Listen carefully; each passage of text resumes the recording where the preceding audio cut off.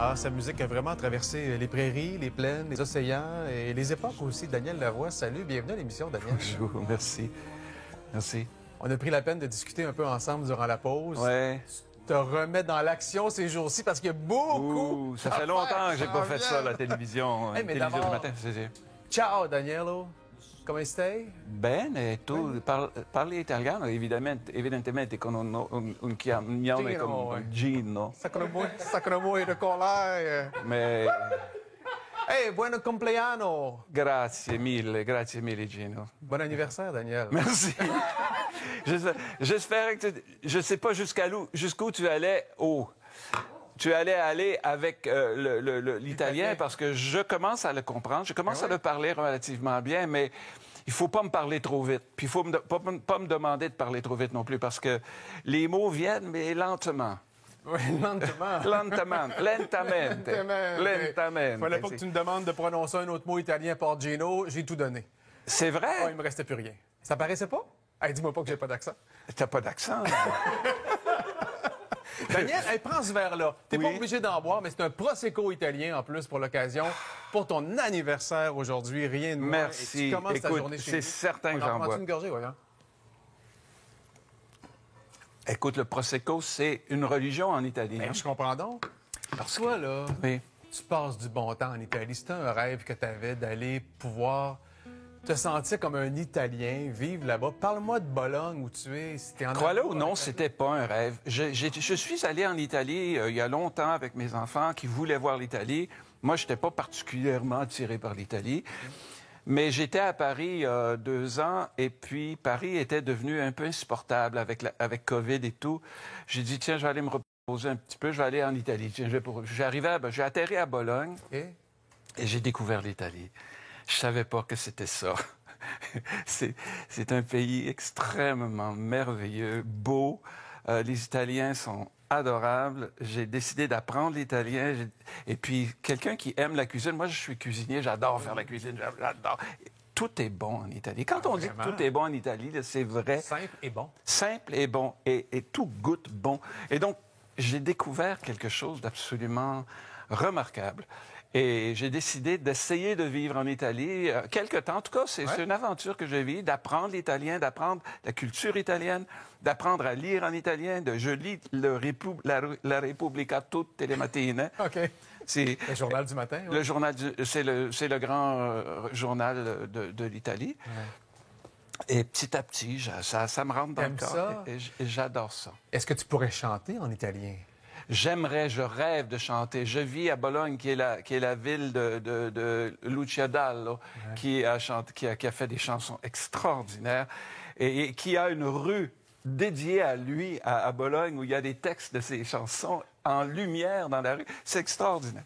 Et donc, oui, j'aimerais ça. J'espère un jour chanter en italien. C'est un de mes rêves. C'est fou comment, au début de ta carrière, tu répondais oui et non aux questions et que maintenant, tu te sens bien et confortable dans ces échanges de promotion et de médias.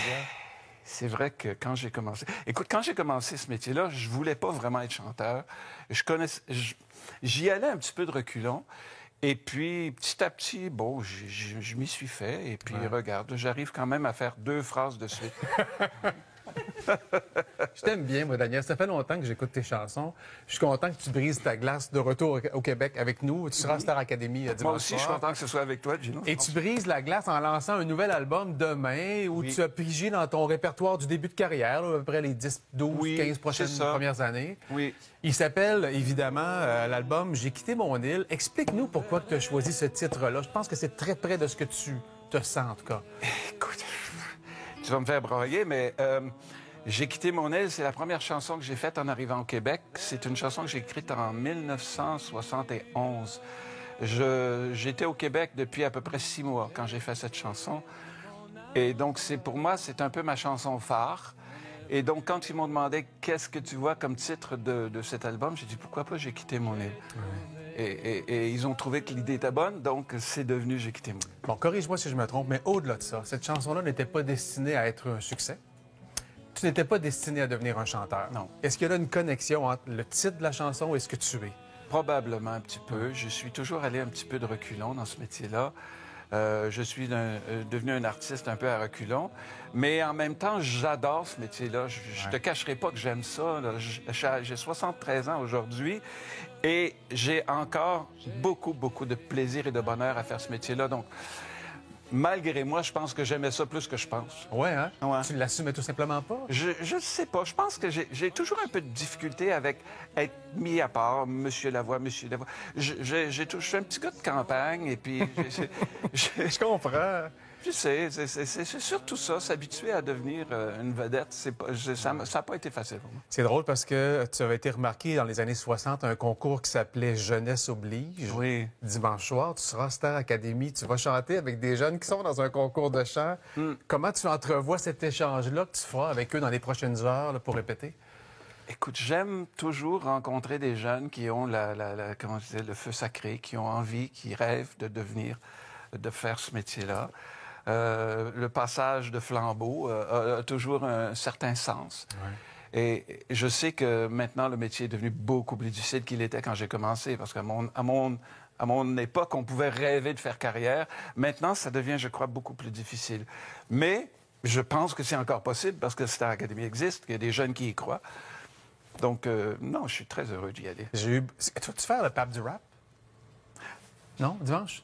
Dimanche, je ne fais pas le pape du rap. Non. OK. Ce sera sur un autre album, éventuellement, peut-être. Le prince du bagou, le roi de la radote, qui dit tout sur tout. J'ai un bec de pie, l'élégance d'une botte. Je débine, tout le monde s'en fout. Oui, c'est le pape du rap. C'était bon, ça. T'avais des artistes qui chantaient avec toi. C'était... Écoute, c'est une chanson que j'ai faite pour niaiser mon fils. Je devais même pas la mettre sur l'album. Okay. Mon producteur a dit, on va pas laisser ça. J'ai dit, mais c'est pas moi, ça. Il me dit, oui, il faut que tu mettes ça. Et puis, c'est devenu un gros hit au Québec. Ça a marché super bien. Je vais faire plaisir aux gens, Daniel. J'ai pigé 4 chansons de l'album qui sort demain officiellement, qui retrace tes débuts en carrière. Il s'aime, évidemment. J'écoute la radio. Je voudrais voir New York, la danse du SMAT. J'aurais aimé aussi mettre Angéline, que moi, j'aime beaucoup. Ça sera pour une autre fois dans le montage. On va à la pause là-dessus. On se retrouve au retour. Angéline.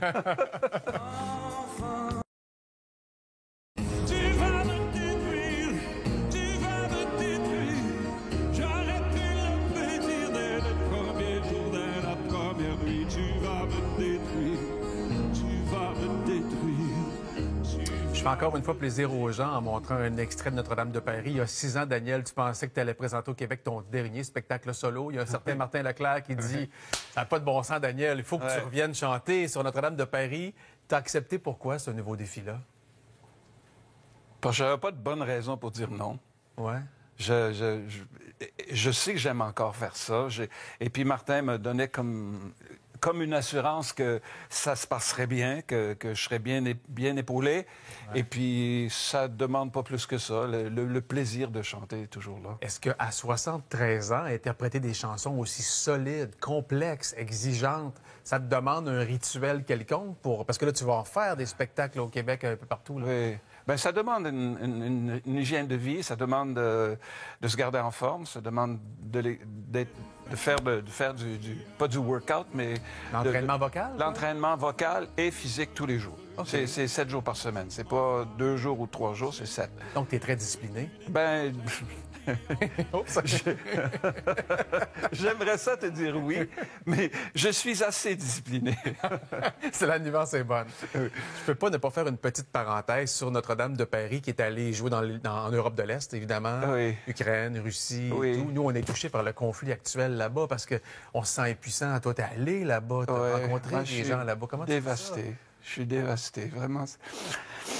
Vous embarquez dans un sujet qui me fait brailler facilement parce que j'ai beaucoup d'amis là-bas et je peux pas croire que cela est en train de se passer. Oui, puis en plus, tes émotions sont partagées parce que tu as des amis de toutes les nations. J'ai des amis russes et des amis, je ne juge pas les uns ni les autres. Je les aime tous. Ouais. La Russie est un pays merveilleux et l'Ukraine, c'est toujours un pays merveilleux. C'est un pays qui est en train de faire une leçon au monde entier. Et puis, je sais pas, c'est un sujet que j'ose pas trop toucher. Okay. On n'ira pas ressasser des émotions trop profondes. Mais je veux quand même en soulever de très belles et de très bonnes émotions. Tu as des projets devant toi, Daniel. Je ne sais pas comment tu fais. Il y a des chansons composées sur des poèmes de Rimbaud qui s'en viennent. Un album 40e anniversaire de Tension, attention, avec une tournée prévue ici au Québec en 2023. Oui. Ça te garde éveillé, tout ça? J'ai un autre disque aussi, je suis en train de faire avec mon fils, OK. qui est un disque complètement à part. Hein, comme... J'ai refait un disque en anglais. J'ai pas fait de disque en anglais depuis 30 ans. OK. Puis j'ai refait un disque en anglais. Pendant COVID, j'avais rien à faire. J'ai dit, tiens, je vais écrire des folk songs anglais. OK, un retour aux origines? Folk? Un peu, oui. Et puis, donc, je suis en train de faire ce disque-là. Je ne sais pas même si ça va sortir un jour, mais ça fait partie des... Il faut se garder occupé, hein, parce que dans la vie, quand on devient plus vieux, si on n'a plus de projet, on n'a plus grand-chose. Donc, c'est important de s'enligner sur quelque chose. Je dis ceci aux gens. Moi, j'irais m'abonner à la page web de Daniel, là, parce que la tournée 40 ans de Tension, attention, un de tes gros succès. On voit déjà des dates d'annoncer, mais c'est juste indiqué au bout en vente bientôt. Alors, si vous voulez être parmi ceux et celles qui auront le privilège de réserver leur place pour cette importante tournée, là, il y a beaucoup de dates au Québec, bien, allez vous abonner à la page de Daniel. Tu as commencé à jouer du piano à 4 ans. Est-ce que c'est là que tu as compris ce que tu n'allais pas devenir plus tard, parce que tu voulais pas devenir un chanteur plus tard, mais il y avait une attirance avec l'instrument. Hein? En fait, c'est ma mère qui voulait que je fasse des cours de piano. Moi, je voulais pas prendre des cours de piano. Je voulais pas jouer du piano, je voulais jouer avec mes chums. Et puis, ma mère disait non, faut que tu ailles pratiquer. Puis, donc, tous les jours, j'allais pratiquer. J'écoutais ma mère. Elle était fine. Mais... Elle te l'imposait. Mais j'avais pas vraiment envie d'être un pianiste. Mais je me suis rendu compte, malgré moi, que c'était pas si difficile que ça, que finalement, j'aimais ça, que j'avais une facilité. J'ai découvert que j'avais quand même un certain talent pour la musique. Ouais. Et c'est en commençant à l'âge de 4 ans que probablement que ça commençait à entrer dans ton avenir se dessinait déjà peut-être à ce moment-là. Exactement, parce que je voulais pas devenir chanteur, je voulais devenir médecin. Mon rêve dans la vie, c'était la médecine. Et puis, la musique a complètement éclipsé la médecine et je suis devenu un docteur tendresse au lieu. Ah oui, mais tu as soigné bien des âmes, possiblement avec tes paroles et tes chansons. J'espère bien. Ouais. Quand, en 80, si je ne me trompe pas, oui, c'est ça, tu as reçu le Félix, là, important par l'industrie de la musique québécoise, là, tu mettais le pied dans un statut de célébrité. Ouais. Comment l'avais-tu... Est-ce que ça t'avait happé ou au contraire, c'était correct pour toi à ce moment-là? Écoute, à l'époque, je faisais ce métier-là, je commençais à entrer dedans. Ça faisait quand même 10 ans que je faisais le métier. Je commençais à avoir envie que ça marche un peu, pour voir un peu ce que ça donne. Donc, j'étais content, j'étais heureux de sentir que la carrière semblait commencer à prendre de l'envol. Donc oui, ça a été un tremplin pour toi? Un beau tremplin pour moi, effectivement. Tu as joué dans des salles partout à travers le monde, notamment en Europe de l'Est, où tu as chanté Notre-Dame de Paris, tu as fait tes chansons aux États-Unis, ailleurs et tout. La plus belle salle où tu as chanté, c'est laquelle, selon toi, là, dans tes souvenirs marquants? Là? Écoute, la plus belle. Celle que j'ai préférée, c'était le théâtre comment ça s'appelle? Palais des Congrès à Paris. Palais des Congrès. Ouais. Palais des Congrès à Paris, où j'ai chanté Notre-Dame de Paris pendant je ne sais pas combien de centaines de spectacles. Parce que c'est une salle immense, de 4000 places, qui est quand même très intime. C'est comme jouer dans une petite salle. Et peut-être aussi l'immense joie et le triomphe de Notre-Dame de Paris est une raison pour ça. Mais je te cacherai pas que j'ai été très heureux aussi de chanter à l'Olympia, qui est une très belle salle. Puis à salle Wilfrid Pelletier un jour. Mais la salle qui m'a le plus impressionné, je pense, c'est le Patriote, quand j'ai chanté en première partie d'Edith Butler en 1973. Là, j'avais l'impression d'être arrivé. Oui. Ah, c'est fou pareil, hein? C'est fou. La proximité avec le public, puis tu sais, c'était dans tes débuts c'est que aussi. Le Patriote, pour nous qui étaient... Moi, j'étais du Manitoba à l'époque, je connaissais le Patriote. C'était un endroit mythique de chansons au Québec. Donc, quand on m'a demandé, quand Edith m'a demandé de faire la première partie de son show Patriote, pour moi, c'était comme... J'étais arrivé, j'étais une star. Maintenant, j'étais là. Ben, tous les plus grands étaient passés par là aussi.